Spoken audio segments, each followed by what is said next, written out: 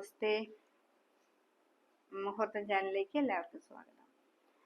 ഇനി ധനുരാശിക്കാരെ സംബന്ധിച്ച് ധനുരാശിയിൽപ്പെടുന്ന നക്ഷത്രങ്ങൾ മൂലം, പൂരാടം, ഉത്രാടത്തിന്റെ കാൽഭാഗമാണ്. അപ്പോൾ ഈ നക്ഷത്രക്കാരെ സംബന്ധിച്ച് സൂര്യൻ അഷ്ടമത്തിലേക്കാണ് വരുന്നത്. കർക്കിടക മാസം എന്ന് പറഞ്ഞാൽ സൂര്യന്റെ അഷ്ടമഭാവമാണ്. ഈ രാശിക്കാർക്ക് സൂര്യൻ പോലെ തന്നെ വ്യാഴവും അഷ്ടമ രാശിയാണ്. അപ്പോൾ ഇവര് ഏറ്റവും നന്നായിട്ട് സൂക്ഷിക്കേണ്ട ഒരു കാലഘട്ടമാണ്. അപ്പൊ നമ്മളറിയാത്തൊരു കേസിൽ പോയി പെടുക, നമ്മളറിയാത്ത കാര്യങ്ങളിൽ പോയി നമുക്ക് ചീത്തപ്പേരുണ്ടാക്കുക, ഇതൊക്കെ ഈ ധനുരാശിക്കാർക്ക് വരും. നമ്മൾ പ്രതീക്ഷിച്ചിട്ട് പോലും ഉണ്ടാവില്ല, നമ്മൾ അറിഞ്ഞിട്ട് പോലും ഉണ്ടാവില്ല. പക്ഷെ അവിടെ വ്യാഴവും അഷ്ടമത്തിലാണ്. അപ്പൊ വ്യാഴവും നമുക്ക് അനുകൂലമല്ല തരുന്നത്. അപ്പൊ അതുകൊണ്ട് തന്നെ നമ്മൾ ചില കാര്യങ്ങളിൽ പോകുമ്പോൾ വളരെയധികം ശ്രദ്ധിച്ച്, അതായത് ഞാൻ എന്തിനാണോ നമ്മൾ പോകുന്നത് അത് മനസ്സിലാക്കിക്കൊണ്ട് നമ്മൾ മുന്നോട്ട് പോവാം. അത് പെട്ടെന്ന് എടുത്തടിച്ച് നമുക്ക് ഓടിക്കേറി പോകാൻ തോന്നും. അങ്ങനെ പോയി കഴിഞ്ഞാൽ നമ്മൾ എവിടെയാണ് പെടുന്നത് എന്ന് നമുക്ക് തിരിച്ചറിയാൻ പറ്റില്ല. എന്ന് വെച്ചിട്ടുണ്ടെങ്കിൽ ഇവിടെ വ്യാഴവും സൂര്യനും ബന്ധനാണ്. അപ്പൊ രണ്ടും അഷ്ടമഭാവമാണ്. അപ്പൊ അതും ചന്ദ്രന്റെ ഭാവത്തിലാണ്. അപ്പൊ അറിയാതെ അവിടെ ചെന്നിട്ട് നമ്മൾ പെട്ടെന്ന് മനസ്സിനെ പേടിക്കുന്ന പല സന്ദർഭങ്ങളൊക്കെ ഉണ്ടാവാനായിട്ട് സാധ്യതയുണ്ട്. ഇവിടെ എപ്പോഴും ഈശ്വര ഭജനയല്ലാതെ ഈ കൂറുകാർക്ക് ഒന്നും തന്നെ ഇല്ല. ഇവിടെ വ്യാഴം ഓൾറെഡി അഷ്ടമത്തിലാണ് എങ്കിലും സൂര്യനും കൂടി വരുമ്പോ ഇപ്പൊ നമുക്ക് ചെറിയ വല്ല കേസുകൾ ഉണ്ടായിരിക്കാം, ബാധ്യതകൾ ഉണ്ടായിരിക്കാം.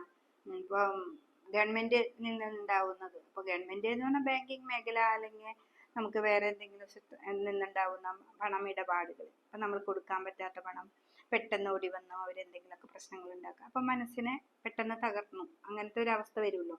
അപ്പൊ ആ അവസ്ഥയിൽ നിന്ന് നമുക്ക് മുന്നോട്ട് പോകാനായിട്ട് മാനസികമായിട്ട് നമുക്ക് മനസ്സിന്റെ ബലം ഉണ്ടാക്കുകയാണ് നമുക്ക് വേണ്ടത്. അപ്പൊ ദേവീ ക്ഷേത്രത്തിൽ പോയിട്ട് ചുമന്ന പൂക്കൾ കൊണ്ട് അർച്ചന കൊടുക്കാം. അപ്പൊ മനോബലം ഉണ്ടാവും. അപ്പൊ എന്ത് വന്നാലും നമുക്കതിനെ എടുക്കാനായിട്ട് നമുക്ക് സാധിക്കും. എന്തൊക്കെ പ്രതിസന്ധികൾ ഉണ്ടെങ്കിലും അതിനെ തരണം ചെയ്യാനായിട്ട് സാധിക്കണമല്ലോ. അപ്പൊ അതുകൊണ്ടാണ് ഈ ഒരു മാസം വളരെ ശ്രദ്ധിക്കുക.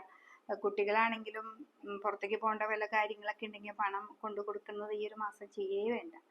അതല്ലാത്ത ഒരു സമയം നോക്കി, നല്ലൊരു സമയം നോക്കി നമുക്ക് ചെയ്യാം.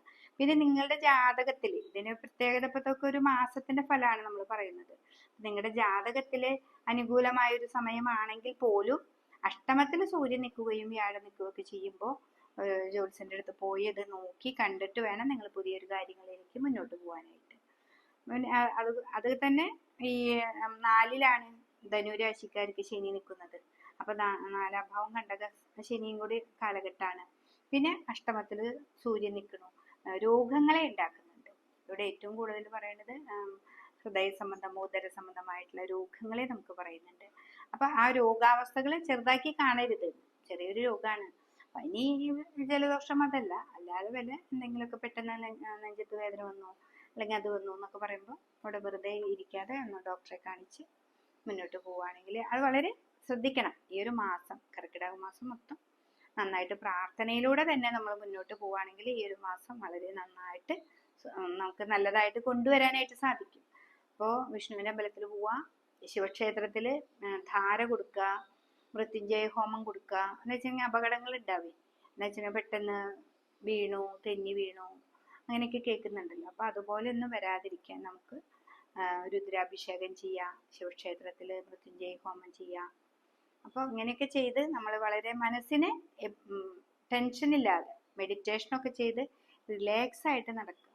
അങ്ങനെയാണെങ്കിൽ ധനുരാശിക്കാർക്ക് ഈ ഒരു മാസം നല്ലൊരു മാസത്തിലേക്ക് കൊണ്ടുവരാനായിട്ട് നമുക്ക് സാധിക്കും.